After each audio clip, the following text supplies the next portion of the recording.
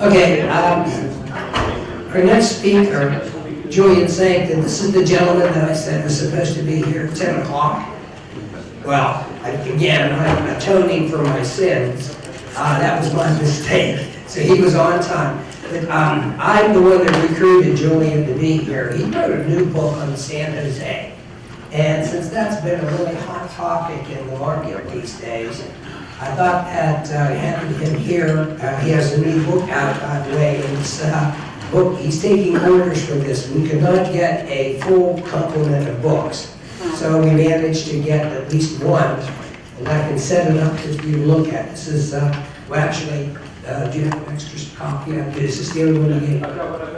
Okay, I was going to have one where you can look at it, and then the other one we would,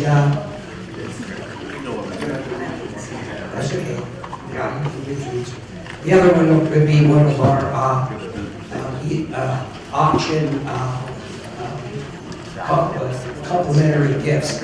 So, in any event, yeah, this is a pretty interesting topic. Again, as I said, we've all been hearing about San Jose and who's claiming what and what they're discovering and so forth. So, Julian, I'm going to turn the mic over to you. And by the way, you can read all about it in the bio. This guy's a pretty hot author. He's been around the block. He knows what he's talking about. So, Julian, I'll turn it over to you. Thanks for that introduction. Thank you. The book comes out on January 27th. So, but until then, I'm happy to. And if you need to get in touch with me for any reason, it's sancton@gmail.com. So, if you get a book and want me to sign it or something, I wish I could do that here. But feel free to email me, and we can arrange that. In any case, let me see. I had a few images. I thought I'd start out with images, but right now it looks like it's not connecting. Can anybody help here? And in the meantime, I'll explain how I got to this story. I wrote a book about 5 years ago called Madhouse at the End of the Earth, about an Antarctic expedition, about the first men to winter in the Antarctic and suffer the cruelties of the Antarctic winter. And when it came time to write a second book, I was thinking, well, do I really want to write another crazy sea story? And I didn't want to repeat myself, but I remembered idea after idea was proposed and batted down, and then I was thinking, well, sea stories really are the best stories. They have beginnings, middles, and ends. They have missions, and people have to confront danger and live among each other. And then I started thinking, what are the wildest sea stories that haven't been written about? And I seem to remember some vague story in the news 5 years earlier, 2015, 2016, about a Spanish galleon that had sunk off the coast of Colombia with, and I was sure this was a typo, billions of dollars worth of treasure. And in those same articles, they mentioned that, well, that treasure is not going to see the light of day anytime soon. It's being claimed by warring factions, everybody from the Spanish claiming that it was their ship and that due to sovereign immunity they would have a right to everything within it, to the Colombians saying it was in their territorial waters, to the backers of the search expedition that per Colombian law would be entitled to up to 50% of the treasure, to the indigenous tribes of Bolivia around Potosi, who claimed that the treasure, the silver at the very least, was ripped from their ancestral homelands, and that they were entitled to a part of it.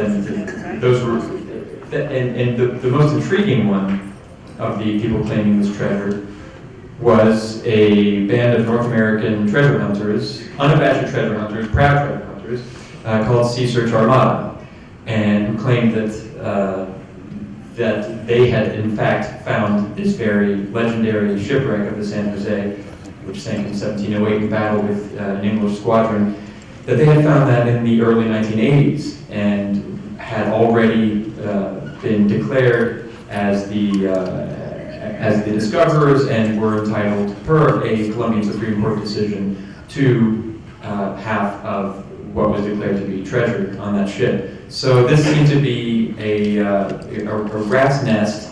It seemed to be a fantastic story. Anything with these conflicts and antagonists and colorful characters, it seemed, well, I guess I am going to write another Crazy Sea story.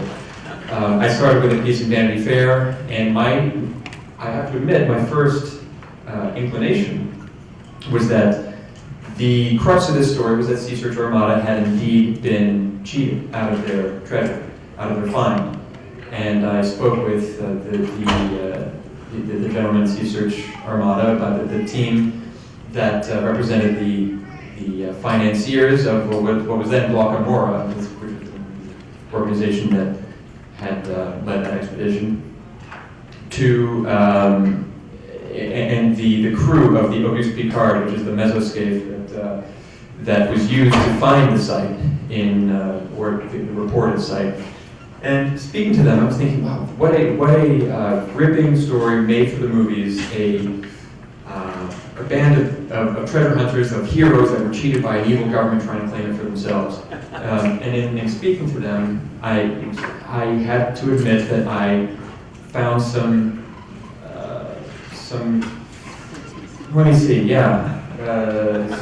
aspects of their story that didn't hold up. And I also found that I was speaking to the critics of the project that had found the wreck reported to the San Jose in 2015, funded by an organization called Maritime Archaeology Consultants, with the funding coming out of Britain. And I knew that there was a mysterious archaeologist at the heart of this endeavor who was named Roger Dooley. And try as I might, I could not find anything about Roger Dooley on the internet. He was not affiliated with any academic institution, and anybody who would speak about him would do so in the most unflattering terms, saying that he was a charlatan, a cheater, a liar, a drug trafficker, possibly a human trafficker. Roger Dooley was possibly not even his real name. And of course, this seemed to be another great character, likely a villain, but in any case, somebody I wanted to speak to. And I found that I would tell everybody I could that I wanted to speak to him. And out of the blue, one day, when I was halfway through my draft, it hadn't worked right away today. Halfway through my draft, I got a call from a 305 number. And an ancient voice, I answered, hello, it was Julian Sancton. What you doing? And all of a sudden it sounded like a voice out of history, and my heart was pounding after everything I had heard about him.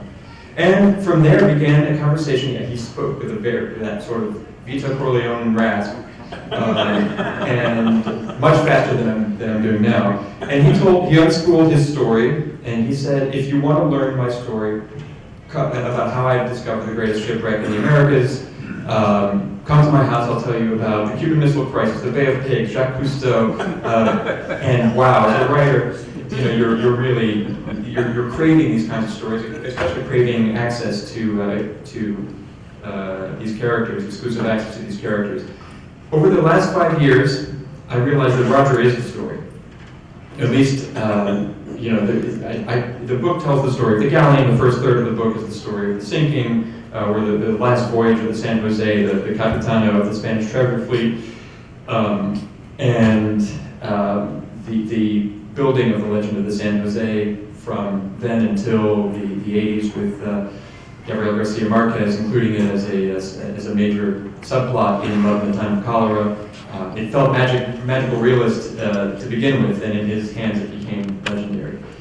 And the treasure, as I'll discuss, has been estimated to be anywhere from the high 8 figures according to Sea Search Armada's claims, $20 billion, which I guess I don't need to tell the people in this room is quite a fanciful number, especially the way you calculate, the way you get to it is not necessarily mathematically sound. But so I realized that the story is halfway how Roger, an American-born, half-Cuban man who moved with his family when he's 13 in 1957 to Cuba, His family worked, his stepfather worked at the Havana Hilton, then, which was the latest, the gleaming centerpiece, the latest, most fashionable hotel of the Caribbean answer to Las Vegas, and which very quickly became the Fidel Castro's headquarters. And Roger, this blonde American boy who spoke bad Spanish, became thrown headlong into the revolution, and found his way with his brother into the world of spearfishing at first, and then diving, and eventually maritime archaeology. And because of his affiliation with the Cuban government and his work for Carrie Sub, which was Fidel Castro's, I guess you would call it just a official state-run treasure hunting company, prying riches from the sea by whatever means, whether it's black coral for jewelry or Spanish gold. And so Roger's affiliation with those institutions definitely cast some shadow on his resume, which then the critics of the San Jose Project made sure to bring back up. But ultimately, I believe that Roger's the person who knows the most about this ship, and was able to assemble the resources in 2015 after a 30-year search to get not only the financing, but also the permission from the Colombian government, as well as the technology from the Woods Hole Oceanographic Institute to search for the San Jose, which he did in the course of 2 search missions. And the tragedy, at least the drama, is that as soon as the discovery of the San Jose was reported, he had a private moment of glory with the Colombian officials who recognized his achievement, but this is him as a young man in Seville, was very quickly written out of the story. And ever since then, there has been a decade-long, battle to, as I said, determine the rightful owners of the site, and out of concern for, thank you very much, and to determine the best way to move forward with an excavation that would not destroy this invaluable piece of global cultural heritage, and which Roger has declared that he would be delighted to lead, and has an elaborate plan, and has invoked or has called upon colleagues in the world of maritime archaeology to help him with. And yet nothing has happened in 10 years, except for a few months ago, the first few objects to have been raised from the wreck were announced. There was a cannon, there was a porcelain cup and 3 gold coins, if I remember correctly. And Roger is here. You can see get a sense of his defiance. And this is very much still the Roger today, who's living in Colombia. And I thought maybe and awaiting some kind of progress. And I should mention, as most of the people in this room know, if they've been following the stories, that Cesar Armada is continuing its legal crusade against the Colombian government for its share of the treasure, and has sued as a last recourse the government in the Court of International Arbitration, the permanent arbitration in The Hague, for $20 billion. And that case is ongoing. But as you'll read in the book, their case is, to put it mildly, not airtight. So I thought I'd go through the photos to give you a sort of overview of this story. This is Roger in 1984, the year he was researching in the Seville Archive, General Archive of the Indies, for information about the Nuestra Señora de las Mercedes, which was a galleon that sank in 1698 off of Havana, in which he and Carrie Sub were the first to discover. And in the course of this research trip, he chanced on documents related to the San Jose that had been filed with the archives of Cuba, because it was information that had been snuck past an English blockade to report the disaster of 1708 and the loss of the Capitana. to the Spanish king. Those letters were found in an area that anybody searching for the San Jose would not have found them, and they included a lot of information that helped him narrow his search box area. This is the archive at that time. I'm sure many of you have researched there and know that it's no longer under that beautiful vaulted roof but across the street. Actually, on the side, the archive, this would be pretty much the point of view of the archive today. This is based on Roger's research, a painting of what the San Jose would have looked like, quite different from this famous image of the San Jose, supposedly exploding in dramatic fashion, and some renditions show people flying from the ship. And this was a painting from 1747 that called Wager's Action. Wager was, or Wager, some people say, I can't bring myself to say Wager, was the Commodore, the leader of the squadron, who was certainly not wanting this to happen to the ship. He wanted to claim its treasure. So the loss of the San Jose was a devastating failure for him. Seeing all those riches that would have made him the richest man in Europe several times over go to plummet to the bottom of the sea. Again, a rendition of the hellish mines of Potosi.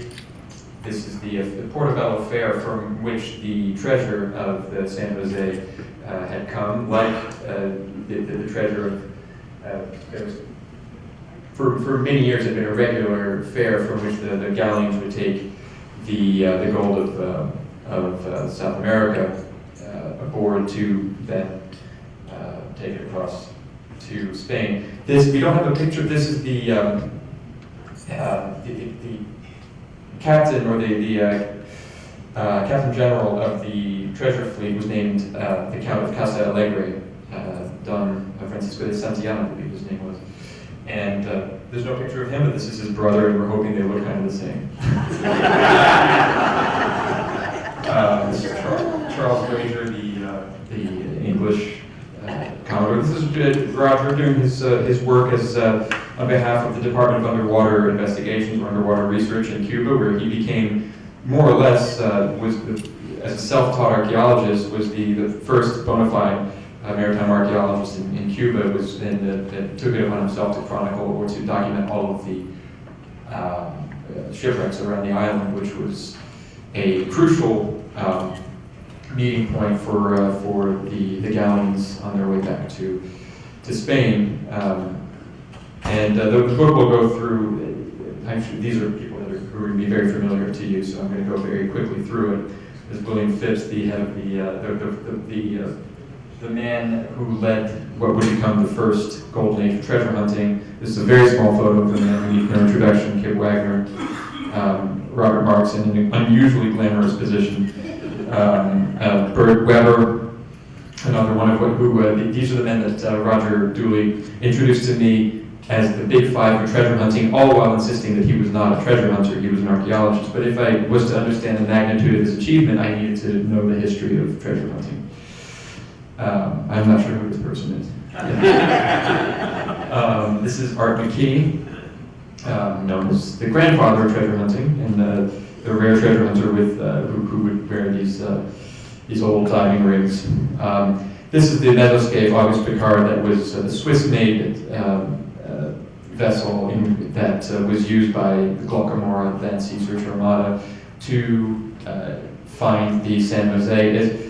It probably wasn't necessary, but it was certainly dramatic to use a vessel like this, which was built originally to take, for the Expo of 1967, to take tourists to the bottom of Lake Geneva. This is one of the documents that helped Roger narrow down his search box, the Derrotero or Sailor's Guide or Manual, that gave a detailed, and this was by the pilot of the San Jose, who had not been on the final journey. He had died before, and his routes in the Caribbean along the coast of New Granada were preserved, and gave Roger a very clear idea of what the route of the galleon's last journey would have been. And this is a map that became very important for Roger's discovery of the San Jose, or his search for the San Jose. If you look This is a map that when he was finally allowed to go back to the United States, he was on I should backtrack a second, he was on a Treasury watch list of banned nationals for his alleged role in smuggling in violation of the embargo. It took him 20 years to get off it, and as soon as he did, he came to the United States and pursued his research. And one thing, this is a map that he found in Library of Congress, 17, I think it's a map from 1727 by a cartography student who was interviewing everybody for the local names of these places up there. You can see Cartagena. The north is this way, south is that way. Cartagena is right there. You can see Boca Chica, that agglomeration of geographical features right there. Here, I can bear right above my index finger is something called Bajo del Almirante, which means the shoals of the Admiral. And they say X never marks the spot, but you can note, you can see that it's indicated by a series of X's, which is particularly attractive and intriguing. The shoals of the Admiral, Roger was convinced, was a reference to the English commodore who the Spanish would have referred to as El Almirante, wager. And so whether this is true or not, he had a hunch that there was some kind of connection between that and the sinking of the San Jose. And between this and the trove of letters that he found in the archive in 1984 and the sailor's manual that I showed you, and his knowledge of, he was an oceanography student, so his knowledge of sailing and oceanography, winds, currents, and his close analysis of the Spanish reports after the battle, and there was no shortage of reports that would account for the loss of what some people think were 12 million pesos. Roger was able to put himself in the mind of the Count of Casa Alegre and figure out exactly the most likely area where the galleon would have first, coming from here, would have the route was normally to go around the Rosario Islands here and cut back in through Boca Chica into Cartagena, but right around the Rosario Islands, he realized that the wind changed dramatically, and he was not going to be able to cut into Cartagena, but he would in fact have to get the weather gauge, or either confront the English squadron with the weather gauge, the wind in his corner, or to escape into the night because it was getting close to sunset, that his best chance was to veer towards the west. And Roger determined, before he even had the permission or the financing or the technology, he decided, thank you. Oh yeah, I think that'll be done. But thank you. No, I have to go with that. So I think that's around where you find the galleon. Is that north though? North is this way. North is this way. Oh, okay. So this goes from south to north, east to west. And so Roger had this search map worked out, and you'll have to read in the book exactly how he convinced everybody to give him the permission, but we all know the result of it. And I thought I would, I'd love to hear your questions, but I thought I'd have a couple passages to read to you about the treasure, since that really is the order of the day. And the first one, let's see, page 61. All right. By the time the gold and silver reached Madrid, I should mention, half of the king's treasure and half the merchant's treasure, half of the treasure was divided evenly between the Capitana and the Almiranta, as was common for the time. And San Joaquin was the Almiranta, which, despite its captain having been the one to say, no, it's fine, let's go make our way to Cartagena, which led them straight into the hands of the Commodore Wager. This captain made his way safely to Cartagena while the Capitana ended up sinking, and so half the treasure was in fact preserved. Oh no, is that? Is that where we're at? We've lost. Here we go. There, back. So, actually, before we get there, is there anything else? This is the autonomous underwater vehicle that was used, the Rima 6000, which was used by Hui, the Woods Hole, to conduct Roger's search. This is the moment at which Roger, who's on the left there, is reviewing the images in day late November 2015, and finds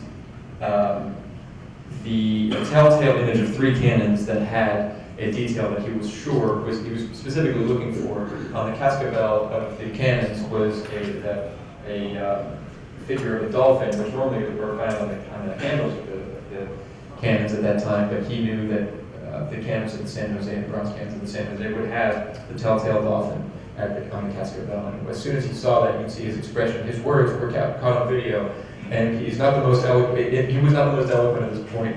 All he said, "Uh-oh."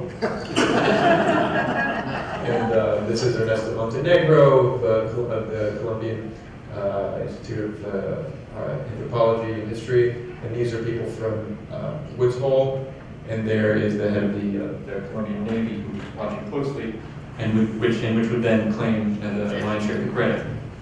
Is there anything else?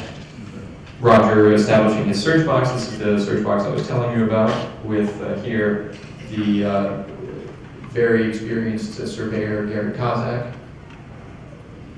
And here are the cannons that were, this is not a specific image. I was not able to get the rights for the specific image because the MAC is now suing the Colombian government, so those are also under in contention. But you can see the sort of dolphin, the dolphin motif here and here.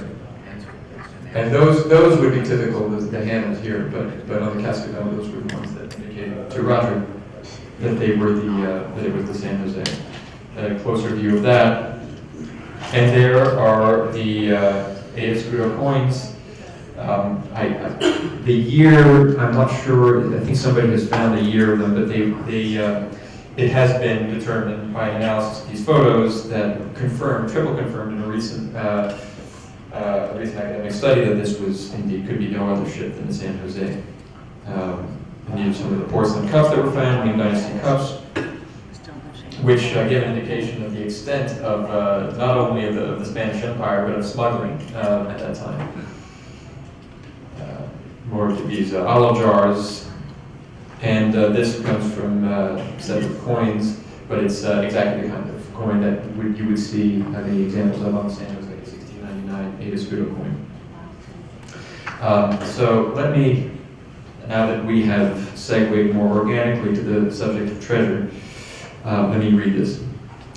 By the time the gold and silver reached Madrid, meaning the gold and silver of the San Joaquin, the sister ship, the royal share of the treasure had been significantly depleted to pay for repairs and provisioning for the Spanish fleet in Cartagena. 15 years after the last shipment of precious metals from the Americas, the Spanish crown was left with less than a quarter of the more than 1 million pesos loaded onto the San Jose and the San Joaquin in Portobello and set aside for royal coffers. The amount of private treasure that went down with the San Jose remained a mystery.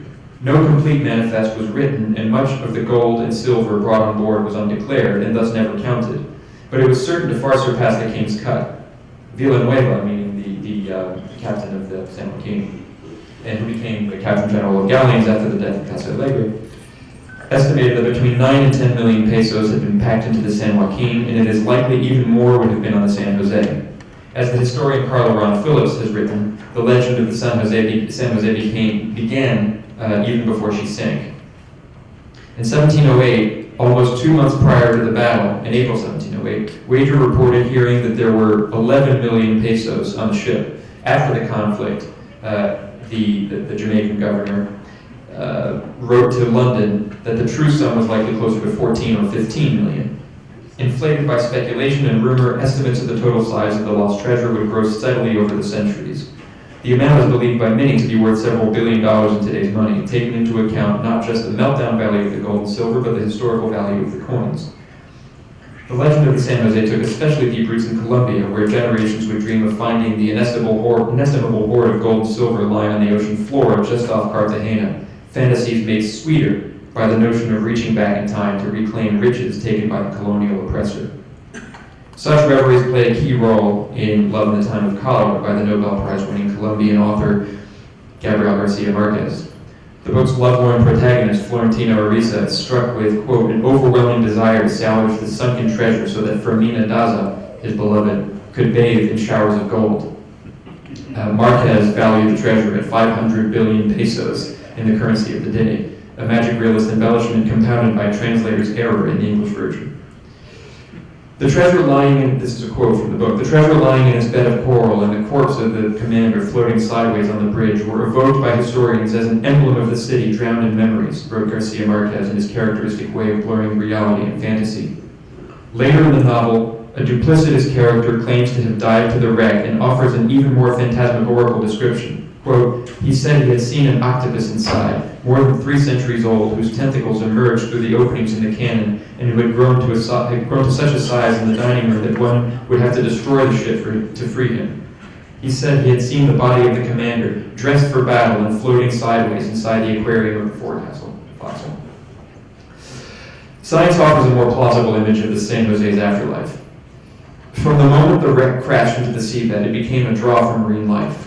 Fish, crustaceans, mollusks, and microorganisms became its new inhabitants, infiltrating every chamber, every crevice, the barrel of every cannon. Beyond the reach of light, they began gnawing at all organic matter on the ship, from the oak and pine planks of the hull and deck to the bodies of Casa Alegre and his men trapped within.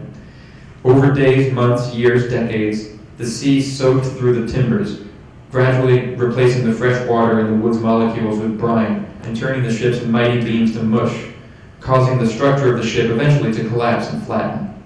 Masts that hadn't been blown away or burned down were felled at last.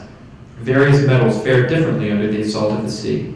Exposed iron nails and cannonballs disintegrated almost entirely, while those nestled in the mud were protected. Seawater oxidized silver coins, corroding their outer layers and mortaring them together in a concretion of sands, shell fragments, and crumbled iron. The bronze of the guns resisted the electrochemical onslaught far better. Meanwhile, the destructive power of the sea would have virtually no effect on the tears of the sun, which is how the Incas referred to gold.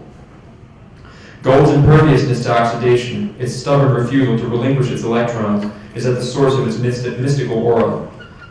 After centuries on the ocean floor, the gold escudos would remain as resplendent as the day they were minted. The metal lay undisturbed as everything transformed and decayed around it. Yet gold never sits idly in the human imagination. Even from the bottom of the ocean, the gold of the San Jose cried out for an owner. Now, I will get to more into the nitty-gritty of what the treasure is worth here, and then I'll open it up to questions. After agreeing to fund Dooley's project, Anthony Clake, who was the hedge fund titan behind Maritime Archaeology Consultants, formed the company for the sole purpose of going after the San Jose. The intensely private investor did this through an intermediary to keep his name out of it. Dooley was listed as the company's initial director and began receiving a salary amounting to about $100,000 a year. So even if he didn't touch the treasure, he did make some money from this venture. The $5 billion Dooley teased in his pitch to Clake was well above what Dooley would later tell me he believed the galleon's treasure could in fact be worth. Although I want to backtrack, I want to say when I asked Dooley about this salary, he said he didn't want Stan to earn a percentage of any treasure recovered, nor, he said, would he have accepted it. I don't want to be rich, he would later tell me. I'm never going to be rich. I just want to lead a nice, normal life. With my salary, it's enough. He paused. Of course, they might want to give me a bonus, give me a gift. I don't know. What am I going to do, throw it away? So that's very Roger Dooley for you. Anyway, the $5 billion Dooley teased in his pitch to Clake as saying this is what the treasure could potentially be worth and how he got Clake on board. Was well above what Dooley would later tell me he believed the galleon's treasure could in fact be worth. But it was far lower than the $17 to $20 billion Sea Search Armada cited in its various lawsuits against the Colombian government. It was hard to take SSA's estimate seriously given that the company had every incentive to inflate the value of the treasure it claimed to have been robbed of. And yet those figures would be repeated in headlines around the world for years. Such exorbitant dollar amounts were ultimately meaningless. They were estimates of the treasure's numismatic value, as determined by what coins would sell for in the open market. They were the result of multiplying the number of coins thought to be contained in the wreck by the price that similar coins had sold for at auctions in the past. It would be a straightforward calculation if anyone had a clear idea how much gold and silver went down with the galleon. All that was known for sure was that what had been registered for the king, about 580,000 pesos in the hold of the San Jose, and the same in the San Joaquin. But no complete manifest existed of the much greater private treasure loaded onto the sister galleons during the fairs of Cartagena and Portobello. In fact, duly said, none was ever written. Smuggling in the second half of the 17th century was so rampant that it was assumed every returning ship contained significant contraband. In response, the Crown decreed that it would no longer inspect private cargo and instead imposed a flat fee on passengers arriving from the New World. The policy, of course, gave travelers little reason not to smuggle. Without a manifest to specify the San Jose's cargo, the size of the galleon's treasure was a mystery even to those aboard the ship, including Casa Alegre, who surely packed his own cabin with undeclared riches. Historians seeking to assess the treasure had to rely on a handful of quotes from primary sources, citing wildly varying amounts.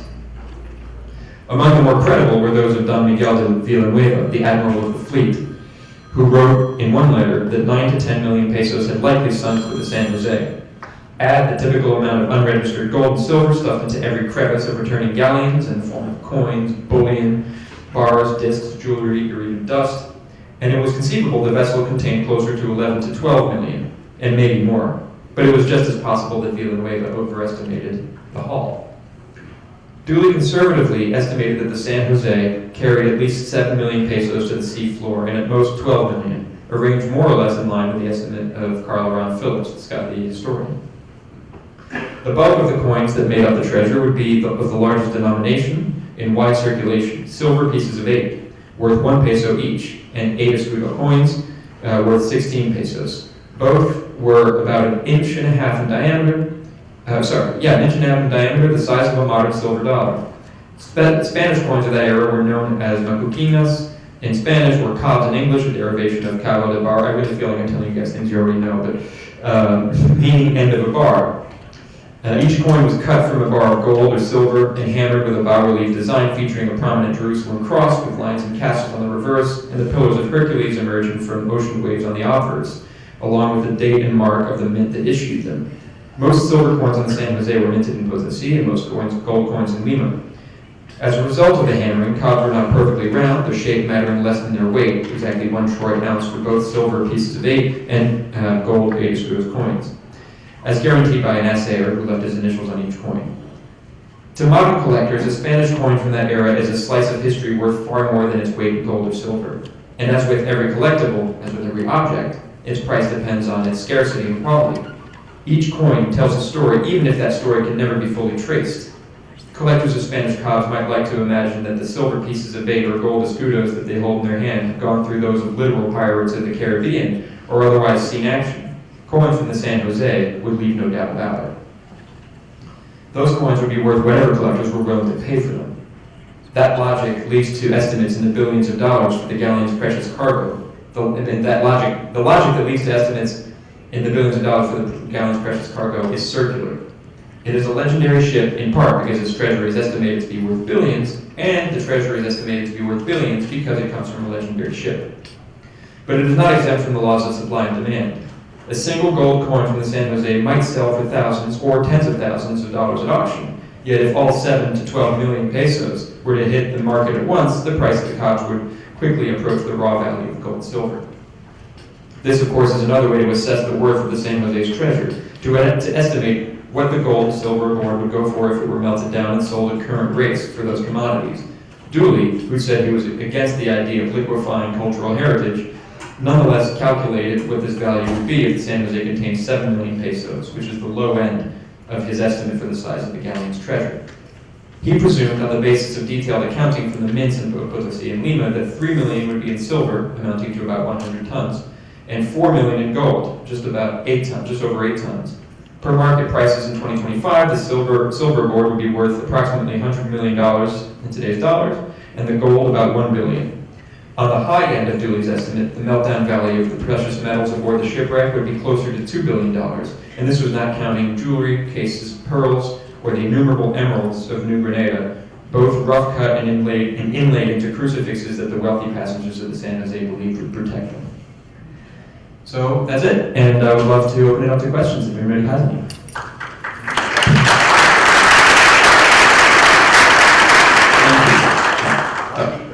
It's about 600 meters, just more than 600 meters. Yeah, which actually explains why. I was just speaking with Mr. Morrow. We were saying that shipwrecks, as everybody knows, don't very rarely look like ships. But the galleon sank to an area where there's very low current, very deep. It was unassailed by the hurricanes that have happened since, and it's nestled. It fell so rapidly with such force that it's nestled about 6 meters deep into the mud, which has an effect of containing the ship. You still see the outline of the ship. But yeah, and Armando. Yeah, to comment that question. I like Julie's estimate. I think it's very probably and correctly calculated. Now, there were no esmeraldas on the San Jose. It never made it to Cartagena. So I doubt that they could be added to the total valuation of the treasure. Which one? The San Jose never made it to Yeah. Cartagena, so Yeah. we were never able to load the treasures from Nueva Granada. Yeah. And on the question, were you able to talk to Anthony Clark, the mysterious dead fund? And can you tell us a little bit more about Via intermediary. He's a man of mystery. This Anthony Clake, was a young savant out of Oxford. He is about my age, early to mid 40s, and he established I think his claim to fame was finding an algorithm that helped the hedge fund he worked for, Marshall Wace. I helped them in whatever the business was, which was hedge fund business. But I didn't look too deeply into that. But that he, like his boss Paul Marshall, was a treasure and maritime exploration enthusiast. And since the expedition of the San Jose has developed his own fleet of vessels known as Ocean Infinity, many of them, and he's trying to build out what he calls an armada of autonomous vessels, and he's currently looking for the lost Malaysian flight. He's a fascinating character. Of all the young, there was a list in Fortune magazine, I believe, or the English equivalent of finance hotshots, young finance hotshots, and he was the only one who didn't have a photo, but rather a question mark, which feels very James Bond. I think he had managed to purge the internet of photos of him. There's a few circulating around of him playing tennis, and I guess he just doesn't want people to see his bare legs. I don't know what it is, but he's a fascinating character. He has read the book, has not sued me yet, and I've spoken to some of the directors of the company, and I know that his perspective has been included in the book. Yes, Seattle hat. When did Sea Search, or is it Sea Search Armada? Well, Sea Search Armada is the name that of the organization that acquired the rights that were given to Glaucomora and included a lot of the financiers of the Glaucomora project. So Glaucomora was the name of the entity that claimed to have found San Jose and that reported the coordinates to the Colombian government in 1980. In 1980? Yeah. That's kind of interesting because I was working for this company in 1984, and one of my colleagues, I remember he was an investor in something looking for the San Jose. Yeah. And I think it was like a group out of Chicago. Yeah, there was a man named Warren Stearns who was out of Chicago. That's who it was, yeah. Yeah, well, Seattle. Jack Harveston was out of Seattle, which makes me think of your hat. And he's still in Bellevue now. But Warren Stearns was out of Chicago. Was an investor out of Chicago, who was an investor also in Bert Weber's project of the Concepcion. But Warren Stearns effort to find San Jose is different than the one? No, it's the same. Is involved with the hedge fund? No, that's completely different. Sea Search Armada has nothing to do with the hedge fund guy. The hedge fund guy, is Anthony Clay, who created Maritime Archaeology Consultants, which was the organization specifically created to search Dooley's, Roger Dooley's search box area. So what did the Warrens terms, where were they searching? They were searching, well, the map's not up there, but they were searching further to the east and to the south, I believe. Yes.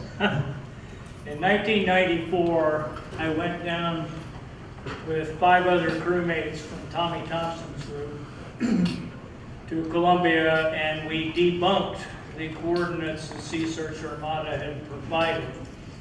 The fact that this was Tommy Thompson's group made that stuff in the Colombian courts kind of like inadmissible. That's right. Because it was Tommy Thompson. Our data was good. Yeah? The piece of wood that they had submitted was from a tree in a river. That had been alive, it had been alive since 1952 because it was carbon spiked. The sediment that was in the piece of wood was siliceous sand, whereas the coordinates yielded nothing but a carbonate sand.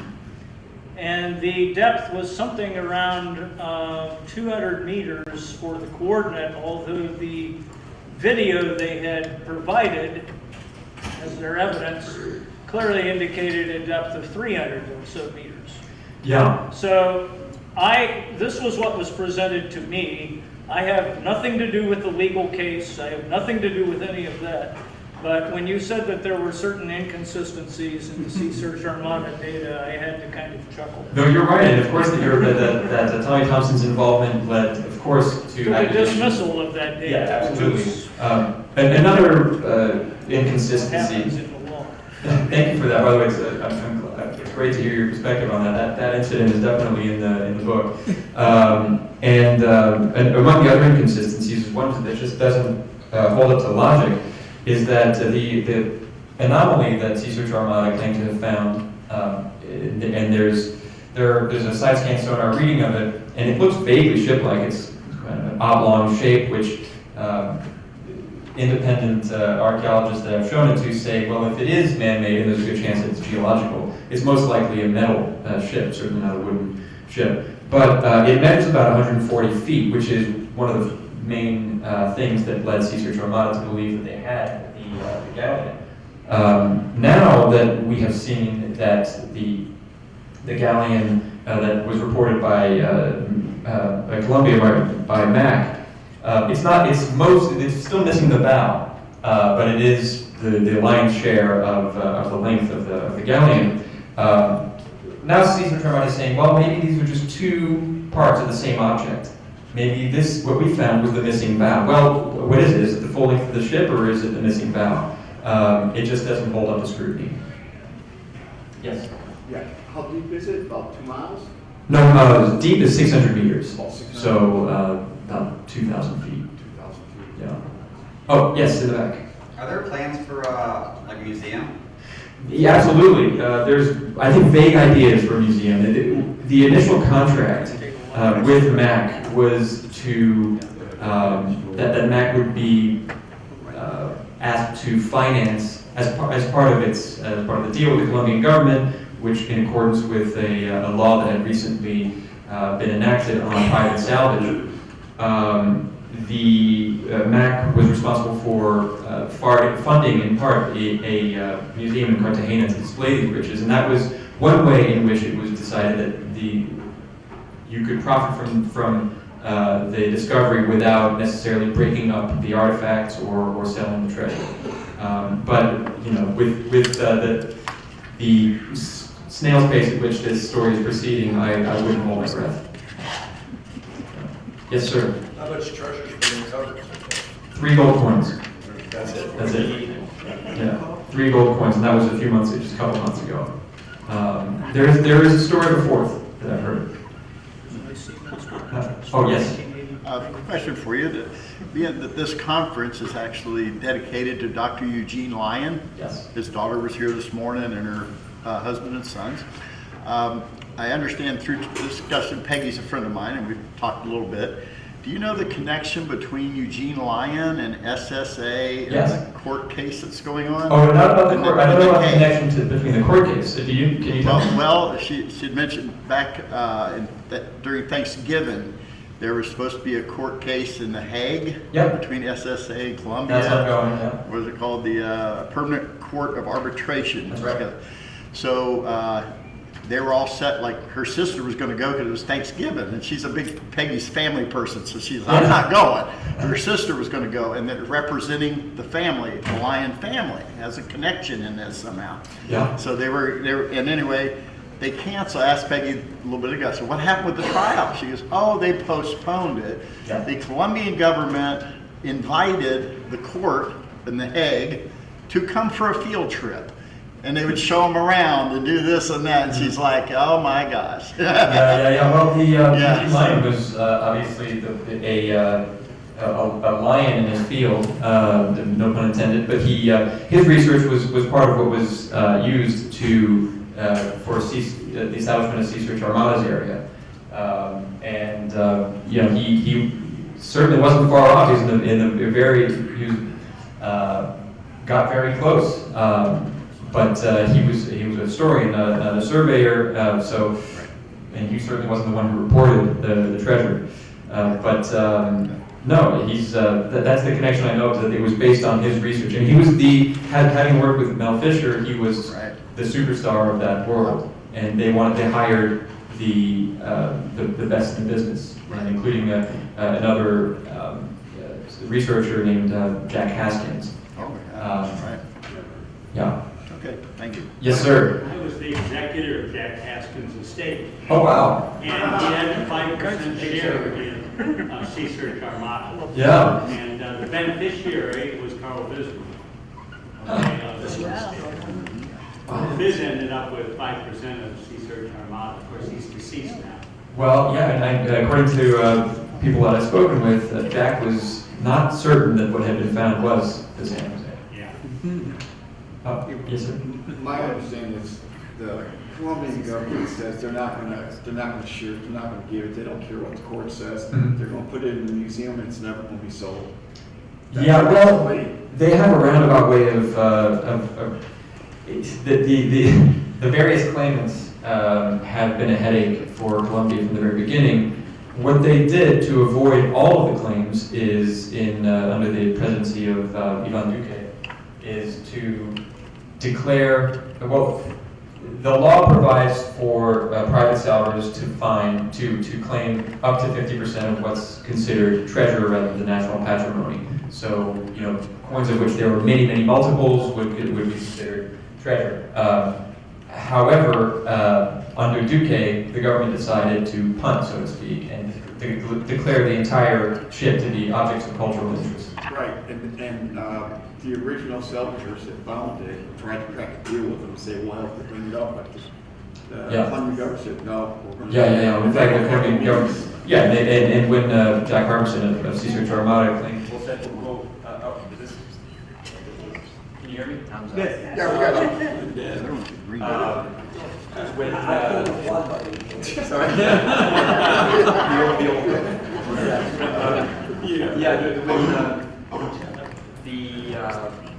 remind me what it was.